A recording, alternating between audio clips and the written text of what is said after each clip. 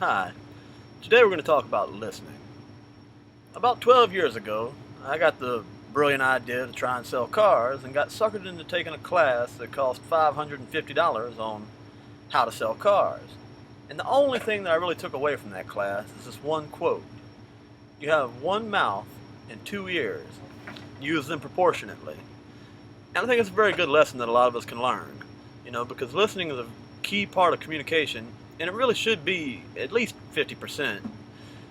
And as far as what kind of listener I am, I'm both good and bad.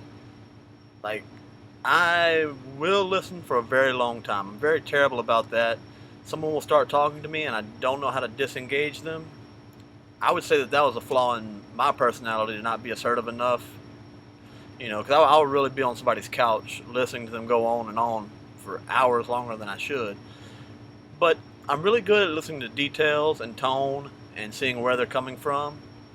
But I get lost in thought, and I get easily distracted sometimes in long, drawn out stories, and I'll kind of phase out. I'm really bad about looking at my phone in the middle of conversations with people, and I know that's terribly rude.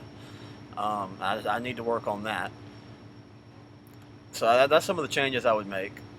As far as what makes someone deserving of listening, it's I think everybody deserves a chance to be listened to.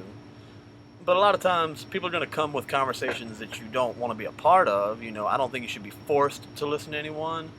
Like once their conversation has gotten to the point where you're no longer comfortable having it, you shouldn't feel obligated to be in it. But I mean, as far as when someone needs you, they just need an ear to be lent.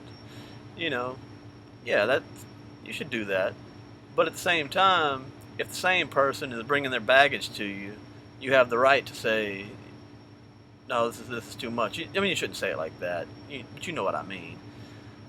And the kind of conversations that engage me, more so, I would rather talk about ideas than things you've done, because the bad thing about that, like in the offshore world where I work, there's a terrible amount of braggarts out there, and I've sat through so many smoke pin stories of, I knocked this dude out and I hit him one time and went across the bar and we're going 240 miles an hour in this car and like, come on, man.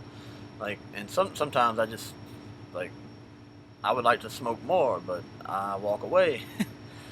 But no, whenever you're talking about ideas and exchanging ideas, like that's more engaging to me.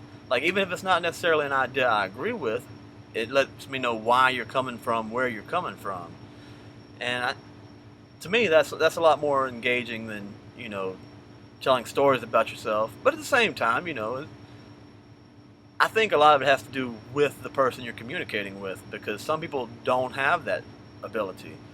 Like the same story can be told to you by two different people, and you can fall asleep during one and just laugh and laugh at the other one because some people have those kind of communication skills.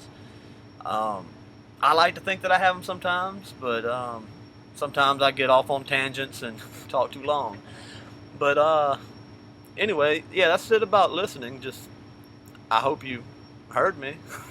Have a good day.